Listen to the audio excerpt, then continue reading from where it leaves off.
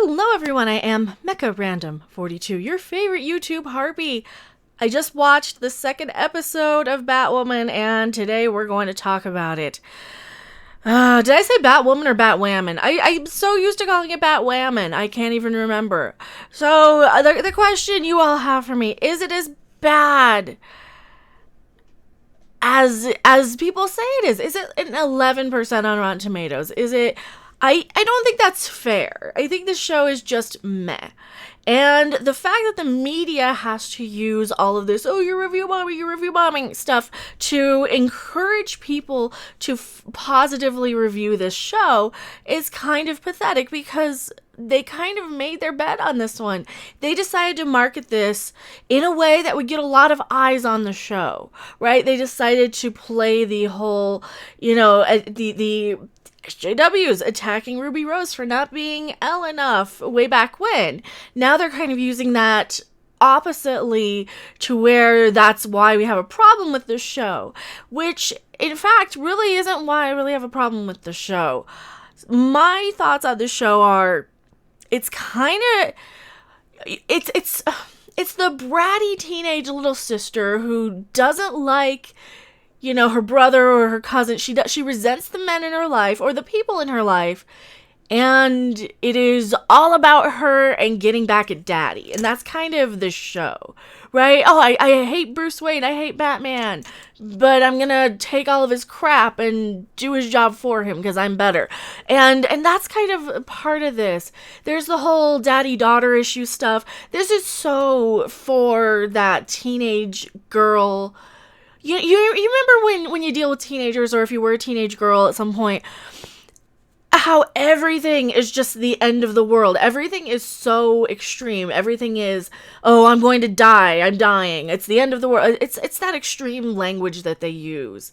And that's the demographic that this is for. I don't think there's anything wrong with having that as your demographic, but when you're using the media to attack the fans or the potential fans or the potential viewers, because I'm watching, I'm like, this isn't even that bad. This isn't that terrible. It's not good, don't get me wrong, but of course I've watched 2 seasons of Star Trek Discovery and I need motion sickness medication to look at it.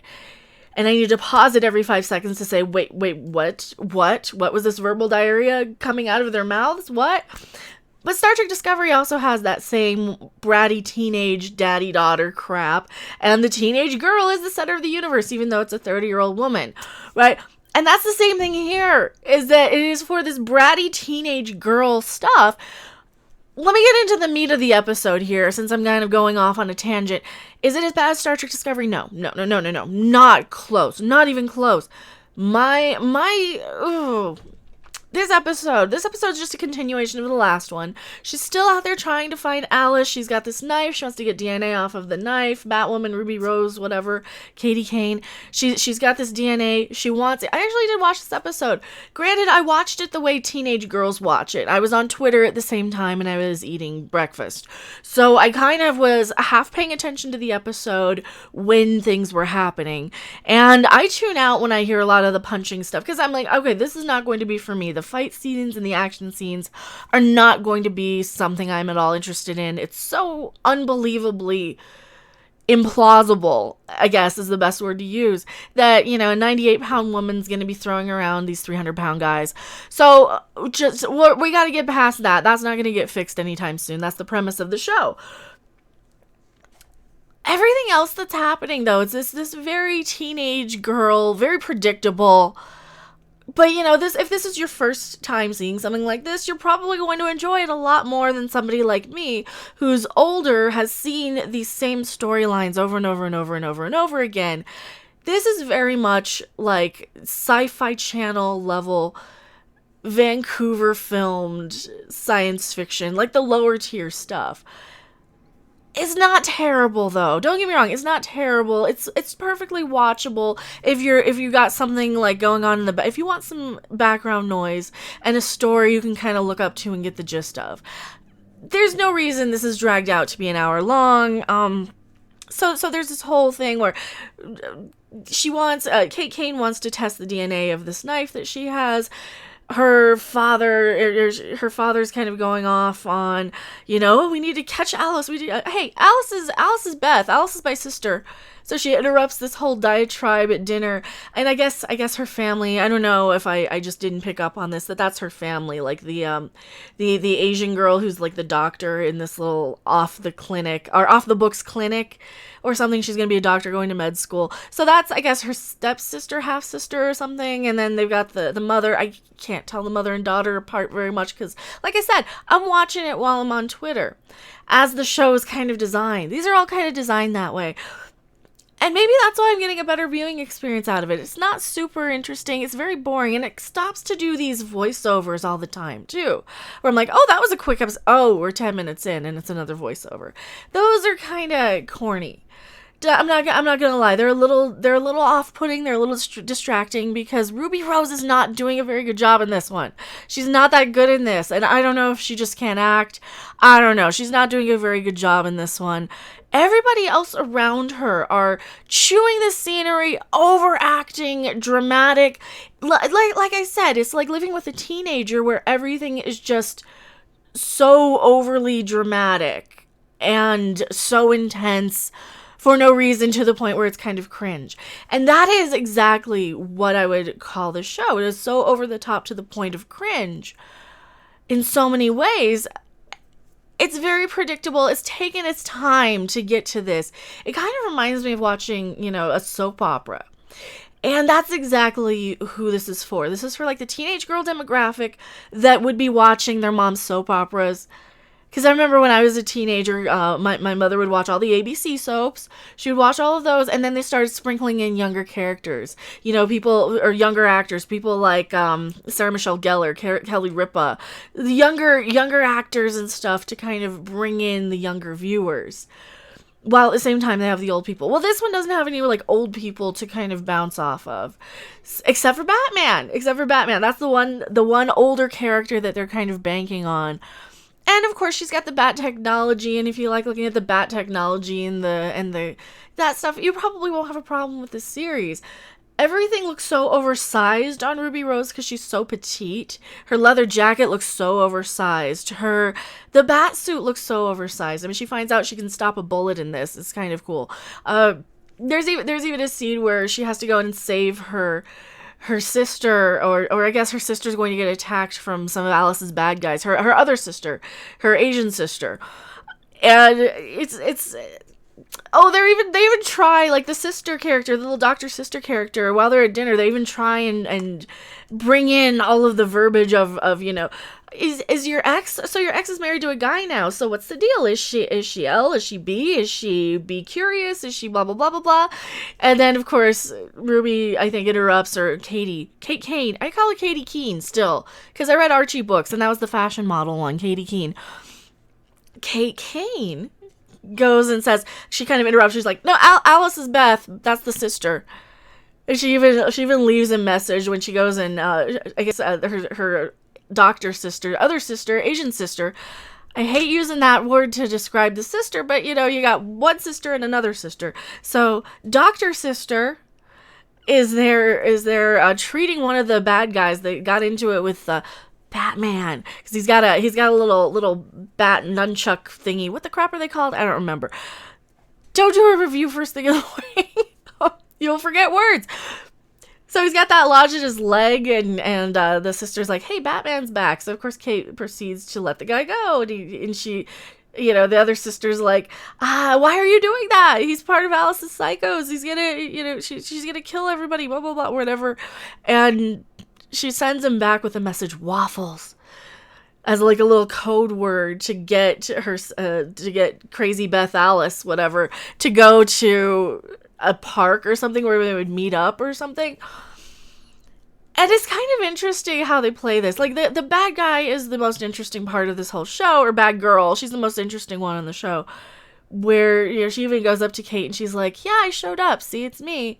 But now you're wondering, did I see this in an article somewhere? Could I be faking it? And she even says, like, hey, here's the knife. Here's some DNA. Prove it's me. Doesn't really matter, though, because Ruby Rose's dad, Batwoman's dad, comes in with his little he's gonna kill this girl because they're kind of like the vigilante cop, rent-a-cop sort of troop. They're not even the Gotham PD. They're kind of like an extension of it, and they're gonna kill the girl. But of course, you know, she notices, oh, you've got a laser mark on you. That means you're going to die because that's from the scope from the gun that's gonna be pointed at you. So she stands in front of her, and all this stuff convinces her dad to just arrest her. Well, of course, Alice's bad guys come in, and yeah, this is full spoilers, by the way. I should have put that at the beginning. I'll put that in the title, spoilers. Alice's bad guys come in and they bomb the convoy or something, or somebody does, proceeding to almost kill Alice, Beth, whatever. So of course Batwoman's like, she's riding the motorcycle, she's on the phone with the Batcave with not Alfred there, with Diversity Alfred, whatever his name is. I don't know what his name is. The guy's cool. He seems alright. I like the actor enough on this. He seems a little bit like, here's a new thing that I'm noticing. Anytime they put in like a black guy, they're putting him in like the nerdy roles now. That's a new stereotype, because they can't oh no, we can't portray him as like a bad guy. We got to make him these kind of pussified nerds now. It's a little interesting. It's something to think about. It's not a complaint. It's just an observation. So he's radioing to her over on, she's on her motorcycle in Batman's outfit, and he's radioing to her, you have 5 minutes, you're 5 minutes away. Well, first off, if Alice has been underwater in the police van thing that is now, because they're driving over a bridge, her people bomb it, she goes under with the car. It's like they're bombing that car. It's either that or somebody else, I don't know. So she almost dies, if not for Batwoman to go and pull her out of the thing and give her a little breather. But of course, 5 minutes, right? Okay, it takes you 5 minutes just to drive there.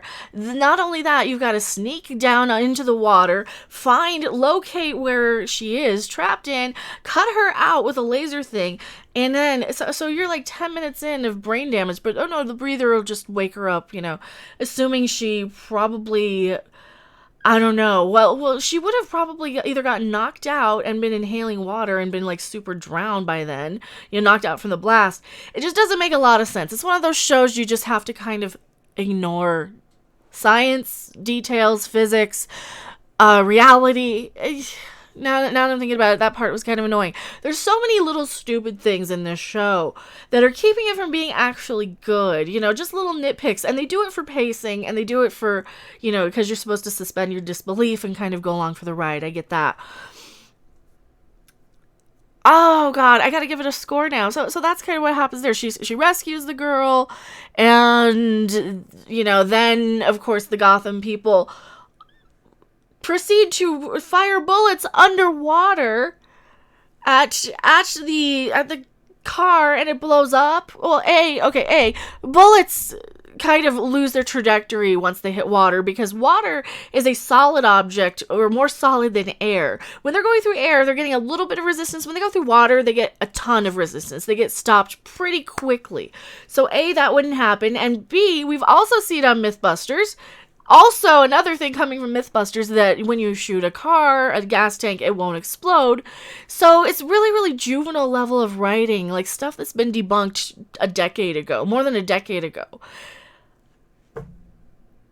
You know, 4 out of 10.